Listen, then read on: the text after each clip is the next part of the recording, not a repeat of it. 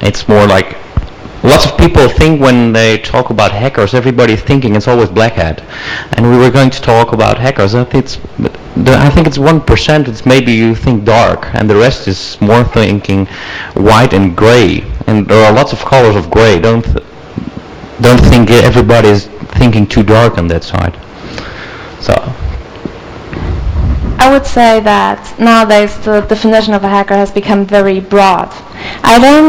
I can't really say if this is a good thing or not, but having the potential influence on the media to actually communicate a better picture of a hacker is a very good thing.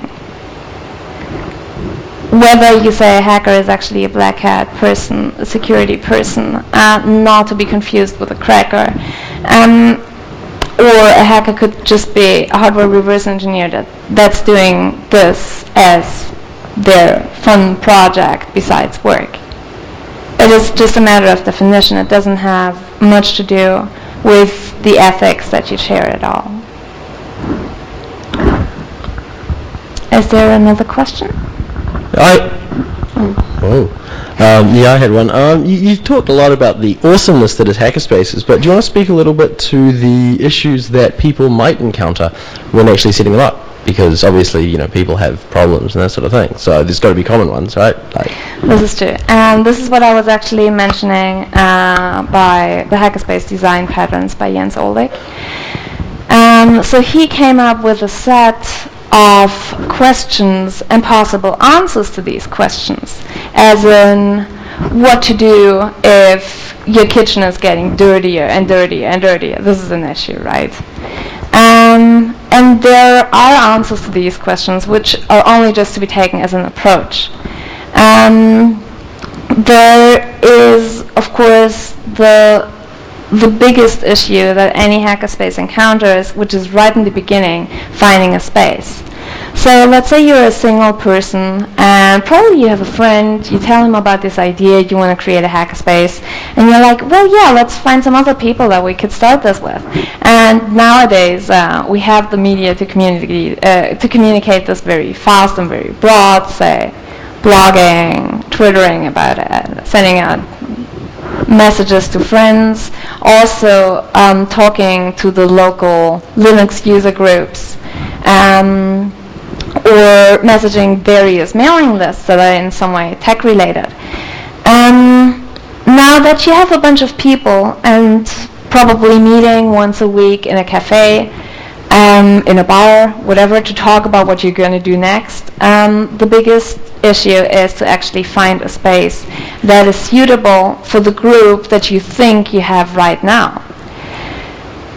And then, of course, you would be aware of the fact that the minute you have this room, you will find more people that actually want to use it. But you're not really aware of the fact of how many people this will be. This is actually the biggest issue. So you're going out looking for a space which you're not sure how large it should actually be. And the approach to this problem is that you take a space that you can barely afford right now, that will fit all the requirements you have of the group as of now, plus a couple. And in the event that this grows too small, you will just move on. You don't have to think of a hackerspace as this very, very settled environment that is of a completely non-temporary structure. If we look at the temp lab in Vitry-sur-Seine near Paris, for instance, these people live in a very temporary structure. They share it together with a couple of artists that are like neighbors to them, and they know they could be thrown out any minute. But they're not worried about this, because they would just pack their stuff and move on and move to a different space. And with all these problems that you could encounter and that a lot of people worry about on a constant basis and that are being brought up again and again by at these meetings, it is mostly problems that are not existing yet, and you should only just care about them and face them as they occur, because probably they will never.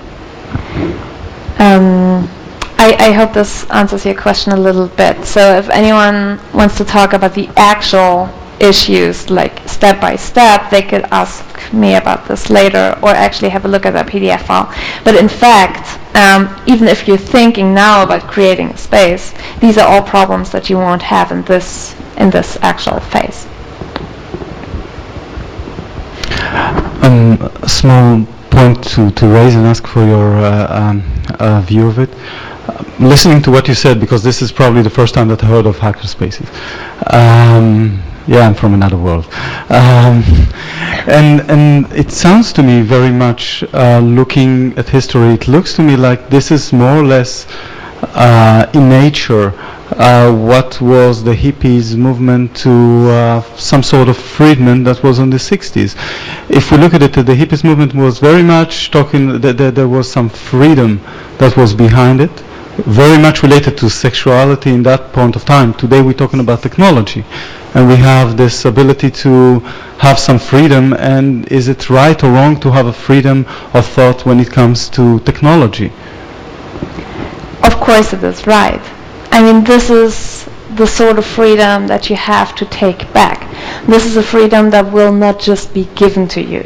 Like, as we see throughout the past centuries, that every object, every device, every idea has been more and more and more privatized, more and more made closed source, more and more developed in the actual spec of a product that could be sold to people. What we need to do is take this back to actually have the freedom of choice. I would also draw a reference here to democracy. I know this all sounds very, very political, and in fact, hackerspaces aren't about politics, right? But if you are not aware of the choices that you have, if you don't have been educated in a manner that gives you the ability to freely think for yourself and choose for yourself and make decisions on yourself, then a democracy doesn't have any value, because you will just pick something at random. It is, in fact, mostly about learning how to learn and learning how to reverse ideas and learning to get back that freedom that you could make use of things in any manner that you would like. Does that cover pretty much? Yes. Next question. Okay. If I could have your attention for a few minutes. So the hackerspace in Brussels is still quite recent, and one of the difficulties of a hackerspace is finding a venue, a place where they can come together. So most of these places have to pay rent, and they can only rely on membership.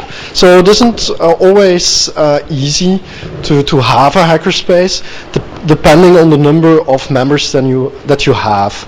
So I and a few people decided to have an auction to support the Hackerspace Brussels and some of the other hackerspaces, and to support the EFF Foundation. I hope you know what it is, otherwise please look up EFF.org.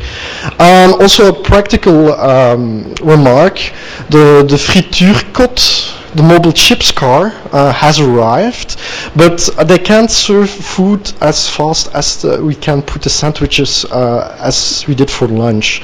So I'm hoping that people will join us in the lounge first and participate in the auction, and the really, really hungry people can slip out and get some chips. The chips car is on the street side, so you have to go around the corner.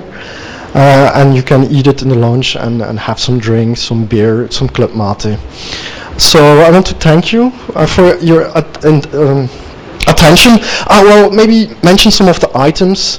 We had a lot of donations for the auction, coming from security books, an iPhone, a tape library. Some of the things are mentioned on the wiki.